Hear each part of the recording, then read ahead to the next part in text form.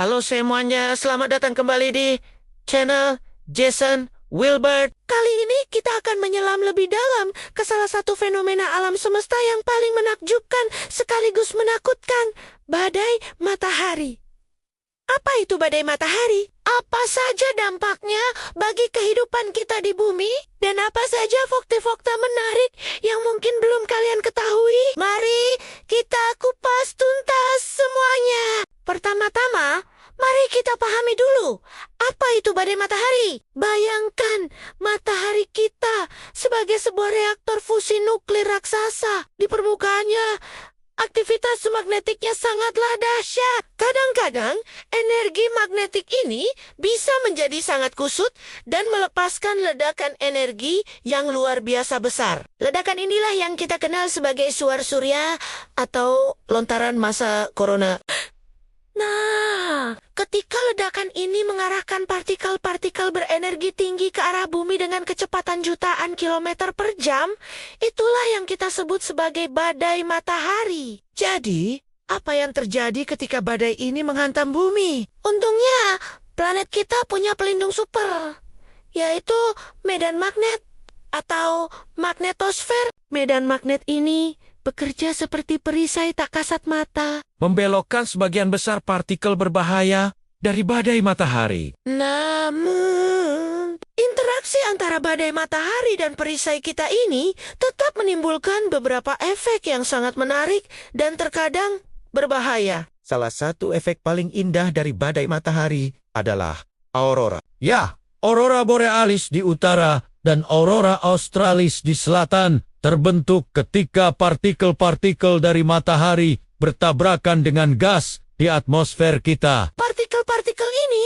mengeksitasi atom-atom oksigen dan nitrogen, membuatnya berpendar dan menciptakan tarian cahaya yang spektakuler di langit malam. Semakin kuat badai mataharinya, semakin terang dan semakin jauh ke selatan atau utara aurora bisa terlihat. Namun, badai matahari tidak hanya membawa keindahan. Badai matahari yang kuat bisa menjadi ancaman serius bagi teknologi modern kita yang sangat bergantung pada listrik dan elektronik. Mari kita lihat beberapa dampaknya. Pertama, pada jaringan listrik. Lonjakan arus yang diinduksi oleh badai matahari dapat membebani transformator di gardu induk, Menyebabkan kerusakan parah dan pemadaman listrik skala besar yang bisa berlangsung berhari-hari, berminggu-minggu, atau bahkan lebih lama.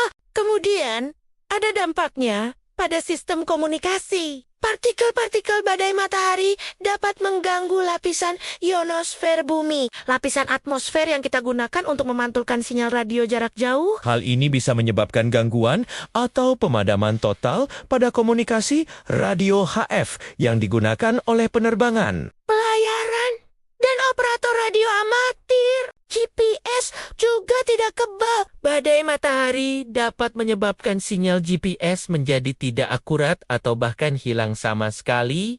Ini tentu sangat berbahaya bagi pesawat, kapal, dan bahkan aplikasi di ponsel kita yang mengandalkan navigasi presisi. Satelit-satelit yang mengorbit di luar atmosfer pelindung, kita juga berada dalam bahaya besar. Partikel berenergi tinggi bisa merusak komponen elektronik sensitif pada satelit, memperpendek umur pakainya, atau bahkan membuatnya mati total. Ini akan berdampak pada segala hal, mulai dari siaran TV, perakiraan cuaca, hingga layanan internet satelit. Bahkan astronot di Stasiun Luar Angkasa Internasional ISS harus berlindung di area khusus yang lebih terlindungi selama badai matahari yang kuat untuk menghindari paparan radiasi yang berbahaya. Sekarang, mari kita bicara tentang beberapa fakta menarik. Tahukah kalian bahwa badai matahari terbesar yang pernah tercatat dalam sejarah modern adalah peristiwa Carrington pada tahun 1859?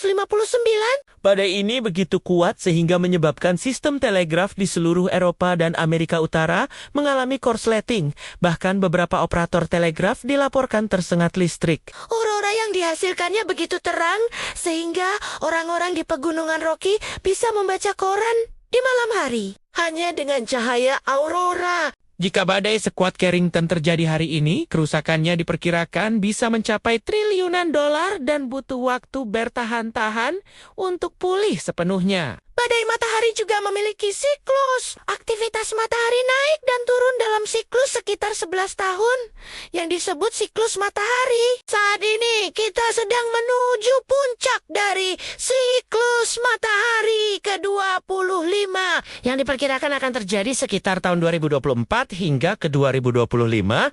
Ini berarti kita akan melihat lebih banyak bintik matahari, lebih banyak suar surya, dan kemungkinan badai matahari yang lebih sering dan lebih kuat dalam beberapa waktu ke depan. Lalu, apa yang bisa kita lakukan? Untungnya, para ilmuwan di seluruh dunia, termasuk di lembaga seperti NASA dan NOAA, terus memantau matahari 24 jam sehari. Mereka menggunakan satelit canggih untuk mendeteksi suar surya dan lontaran masa corona. Dengan peringatan dini, operator jaringan listrik bisa mengambil langkah-langkah untuk melindungi sistem mereka. Pengelola satelit bisa menempatkan satelit mereka dalam mode aman. Dan maskapai penerbangan bisa mengubah rute pesawat untuk menghindari area yang paling terpengaruh. Bagi kita sebagai individu, dampak langsungnya mungkin tidak terlalu terasa kecuali terjadi pemadaman listrik yang lama.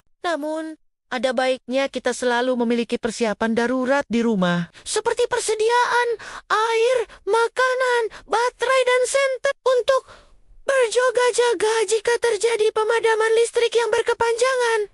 Karena sebab apapun, termasuk badai matahari. Jadi, kesimpulannya, badai matahari adalah fenomena alam yang luar biasa. Di satu sisi, ia bisa menciptakan pemandangan paling indah di planet kita, yaitu aurora. Di sisi lain, ia memiliki potensi untuk melumpuhkan dunia modern kita yang sangat bergantung pada teknologi. Dengan memahami risikonya dan dengan pemantauan yang cermat oleh para ilmuwan, kita bisa memitigasi dampak terburuknya dan terus menikmati manfaat teknologi sambil tetap kagum pada kekuatan luar biasa dari bintang kita, matahari. Terima kasih banyak sudah menonton video kali ini. Semoga informasi ini bermanfaat dan menambah wawasan kalian tentang alam semesta. Jika kalian suka dengan konten seperti ini, jangan lupa untuk menekan tombol like, bagikan video ini ke teman-teman kalian. Dan yang paling penting, subscribe channel Jason Wilbert agar tidak ketinggalan video-video menarik lainnya. Sampai jumpa di video berikutnya.